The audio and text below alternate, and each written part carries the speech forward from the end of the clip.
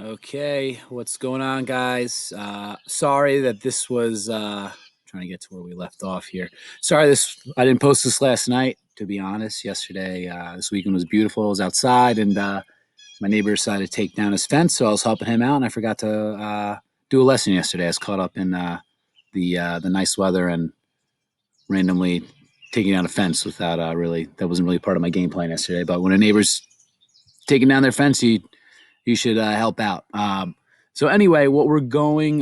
Before I get into the lesson, grades. So all grades are going to be updated tomorrow. They should be relatively updated, but anybody that the bonus points and all that stuff, I'm going to add to your Castle Learning assignment. So everything should be updated by tomorrow, and there is going to be progress reports. There's not going to be any comments, but you are going to get a grade sent home. So that'll be all tied in, and yeah, that's it. We're going to have, I think, 2 more weeks of meteorology assignments, and then we'll have a small assessment. So again, the assignments are meant to be light, but I want you to make sure you're understanding stuff and we're getting through what we need to get through. And as always, contact me if you have any questions whatsoever. So what we're going to get into today is wind and pressure, which are tied together, right? So I want you to think of like when you go into the cafeteria or whatever, and this was more of a craze a few years ago where people would spin the Poland Spring bottle, right? And then you have that, and you spin off the cap, right? It goes flying, right? That's pressure and wind. You're building pressure, and when you have high pressure, you have a release, a difference between the high pressure in the Poland Spring bottle and the low pressure outside. The greater the difference between the pressure, there's more wind, right? It's not so much high or low pressure, it's the difference between the two, and if they're really close together, right? If you put a high pressure container in a high pressure environment, right, you're not going to have an explosion, right? It's the difference, a high pressure environment and a low pressure, the high pressure container in a low pressure environment. So how do we measure wind speed? This fancy word, you probably say weather vane, but it's an anemometer, right? Measures, you'll see sometimes maybe on the top of your house, you'll see like a little rudimentary version of this where you have like the little eagle and it has the wind. That's just the weather vane. This measures wind speed and wind direction. That's an anemometer. And then we also have something to measure air pressure, which is a barometer, right? And it's just basically how much is the atmosphere pushing down on, we used to use was mercury, right? I'll talk about the 2 different ways that we measure pressure. So pressure is really tied to the type of weather, right? So before we had all of this radar and all of all this technology to help us understand weather, we really looked at pressure. So I know that when I was a kid and I looked at the the weather, I want to know what the weather was. Just give me the 2 factors. Just give me temperature, and just give me the moisture. Is it going to rain? Is it going to snow? That's all I cared about. There's so much tied into it, right? You hear them talk about fronts. Who cares, right? You hear them talk about pressure. Who cares, right? But that really has a direct tie to the weather. And before I go on, because on Wednesday I'm going to talk about fronts, and we're going to get into bad weather. Last night, I know I was woken up by a thunderstorm, and we're going to talk more about this on Wednesday. But a thunderstorm is associated with a cold front. So when you have a thunderstorm, was woken up by a thunderstorm, and guess what? It's going to be a little bit cooler today than yesterday. So when you have a thunderstorm the next day, it's almost always going to be a little bit cooler because that's a cold front. But we're going to talk more about that on Wednesday.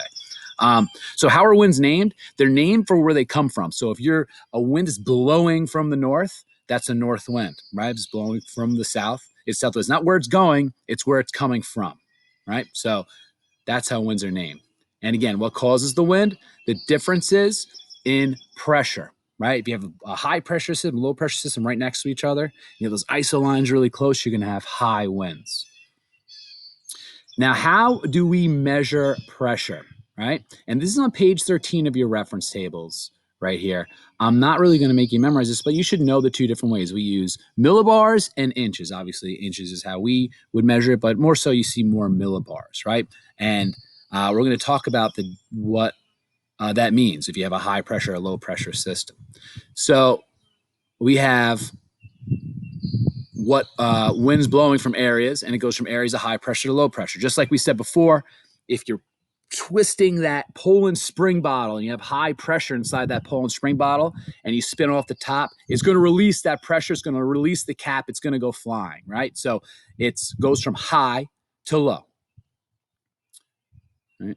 So now what we're going to get into is pressure and different types of pressure, and what that means. So when you have a low pressure or a high pressure system, there's weather that's tied to it, right? So the big thing I want you to remember is low is lousy, right? So if you have low pressure, it's going to be a bad weather system, right? If you say, oh, low, if you hear on the news, low, like I know for you guys, you just want the temperature, right? And is it going to rain? But if I was to pick one thing that for if they, I was only allowed to hear one word for the weatherman to say, I'd want to know the pressure. Right? Is it going to be low? Is a low pressure system coming in or high pressure?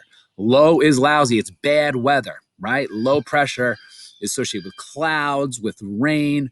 The lower the pressure, the worse the weather. So the lowest pressures ever recorded are during like hurricanes or tornadoes. Those are super low pressure.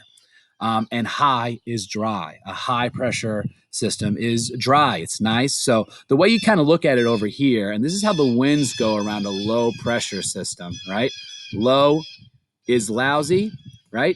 It's counterclockwise, right? And running in, right? High is oh, high is dry. It's counterclock. I'm sorry, it's clockwise and going out, right? And that's how the winds go around it. And because the reason that low pressure is bad weather is because when it's circling in, it rises. Whenever air rises, clouds form, right? So if you have rising air, clouds form, precipitation. That's kind of what's happening there. And if you ever look at a hurricane, we're going to talk more about this on Wednesday and Monday when we get into really bad weather. If you look at a hurricane in the northern hemisphere, they spin counterclockwise. So if you look at all of the hurricanes are spinning counterclockwise. That's in the northern hemisphere. If you're in the southern hemisphere, they spin clockwise, right? We talked about with the Coriolis effect. There's a whole Simpsons episode about that, which is kind of incorrect. I showed you a little clip from that. But these are what's associated with a low pressure and high pressure system. Low pressure, it's actually warm air. So even though it's lousy, it's like think of like a muggy, nasty, rainy day, right? The air is rising, there's clouds forming, it spins counterclockwise, right? And the winds go towards the center. So low, there's rain, it's nasty, right? It's like warm, like moist, rainy day. High, it says cold, it's cooler, right? It might be a colder air mass, but you might feel warmer because the sun's out because it's cleared, right? It's pushing it away. The air is sinking, right? There are no clouds. It's clockwise and it pushes everything away. So again, low, lousy, rain, bad weather. High, dry, cool, nice, sunny day. Mm-hmm. Now, relationship between this pressure and winds, and there's also a relationship between winds and waves. Why do we have big waves in certain areas? Well, if we go, the South Shore, the reason the South Shore, we talked about this earlier on. The North Shore is rocky because it has a small water mass and it doesn't have as much time to build that energy up, that big waves, so it doesn't powder and pulverize the rock as much. So that's why the North Shore is rocky. And if you go to the South Shore, you go to Smiths Point, you go to Cupsog, it's sandy because the waves are bigger and they pulverize the rock, which makes nice fine sand. And what determines how big those waves are going to be on a certain day? Well, it's the wind. So if you have a hurricane off the coast, you're going to have huge waves on the South Shore.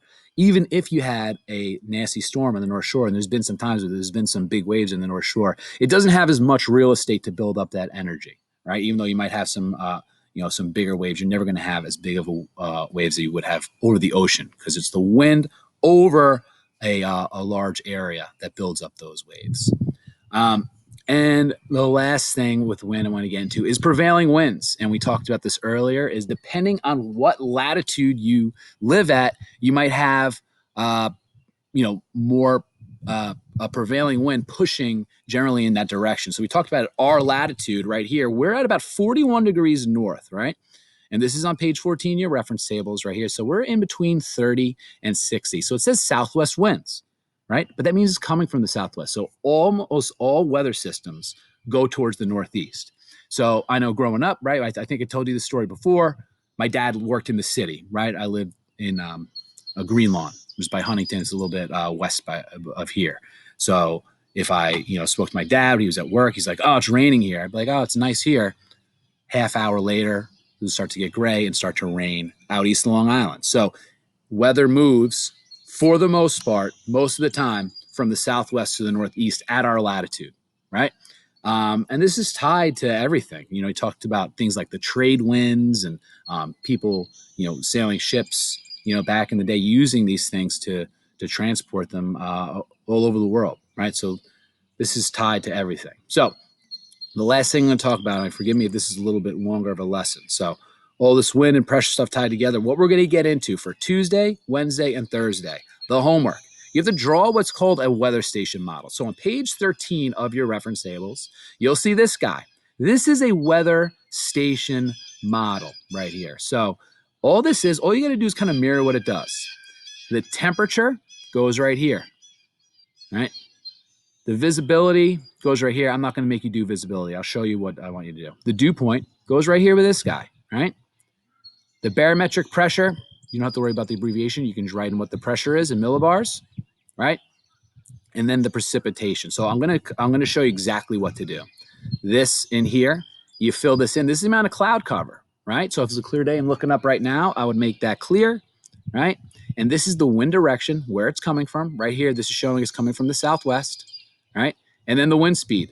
One whole feather's 10 knots, one half feather's 5 knots. So what I'm going to do right now is I'm going to draw the weather. I'm going to show you exactly what I want you to do for Tuesday, Wednesday, Thursday. All you got to do is you're going to draw a picture. You can draw it on a piece of loose leaf or whatever. If you want to draw it in paint, draw it whatever, send me that way. But just send me a picture. You have to do it Tuesday, Wednesday, Thursday, right? And then obviously get that all to me by Friday. So this is what you're going to do. So weather station model, this is the model you're going to use. All right, let's go here. I'm going to go to a weather.com. You know, I like WeatherBug.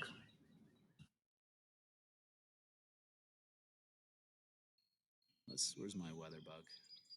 Weather Underground's good. Okay. So this is going to give me all the data for today. So I'm going to do my location. Let's do Miller Place.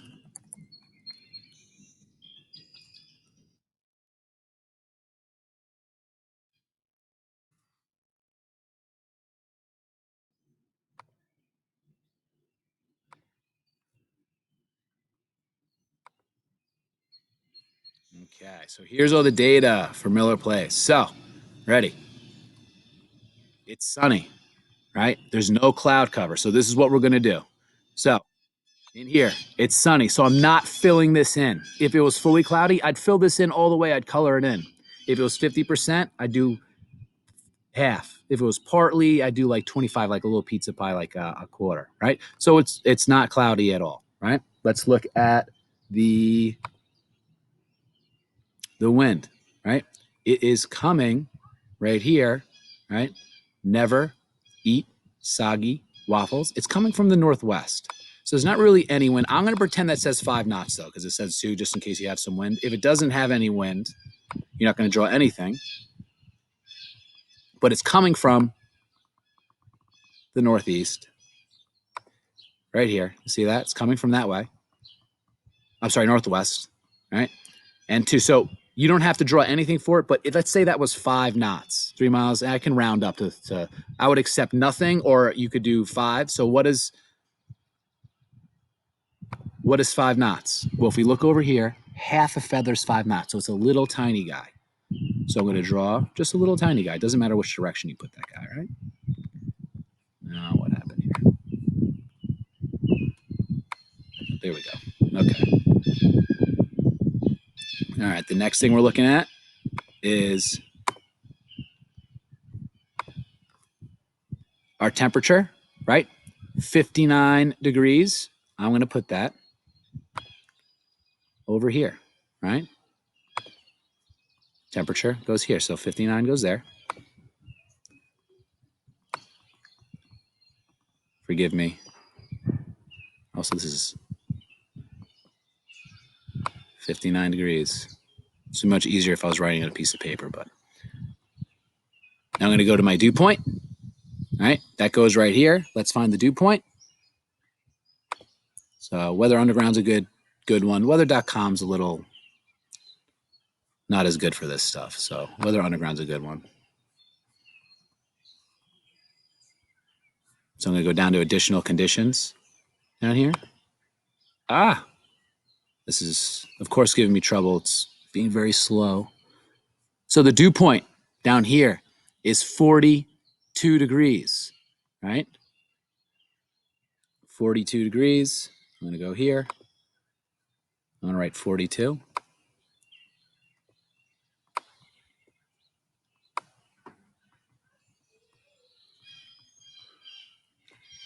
And this is giving me the pressure. There are different ways to do the pressure. I'm going to keep it simple for you guys, right?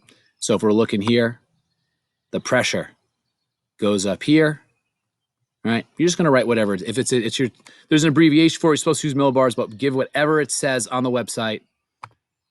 The pressure is 29.65 inches. So we're going to go over there. I'm going to just write 29.65. 0.65. Those are all the data I want you to do. So I want you to have the cloud cover, the wind direction and wind speed, the temperature, the dew point, and the pressure. Those are the only ones I want you to do for the weather station model. For Tuesday, do that for Tuesday, for Wednesday, for Thursday. That's it. Just 3 little pictures. Hit me up if you're having problems. I can make another video, but really keep it simple. All you're using is this guy right here, the weather station model. Again, you only have to do the temperature. You only have to do the dew point, the pressure, the cloud cover, the wind speed, and wind direction. Just copy what it says here. If you have any problems, feel free to reach out. I'll touch base with you guys again on Wednesday. And I hope you guys are all doing well. All right. So enjoy this. The weather's finally breaking. All right. You can see it's nice outside right now. You're just going to get this video in about 2 minutes when I post it.